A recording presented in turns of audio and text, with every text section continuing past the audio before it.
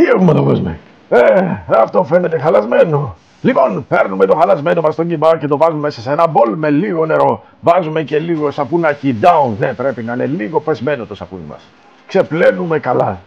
Κοιτάξτε τι καλά που ξεπλένει. Πάρα πολύ ωραία. Το χτυπάμε και λίγο αριστερά δεξιά και βάζουμε λίγο ξιδάκι μέσα. Έτσι να πάρει μια σαν ξυνήλας. Δεν φτάνει που είναι χαλασμένο και ξινά από μόνο του. Και το βάζουμε στο ψυγείο.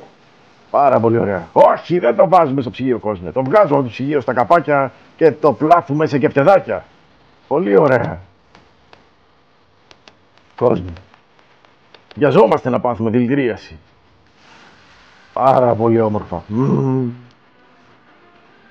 Και τώρα το βάζουμε στο ψυγείο. Λοιπόν, αφού το πλάσουμε σε κεφτεδάκια, το ψυγιώνουμε μετά. Και το βγάζουμε έξω, τα κουνάμε να δούμε αν μας ζωντάνεψαν και τα βάζουμε στο σακούλι μας. Τι είναι έτοιμα. Κόσμο.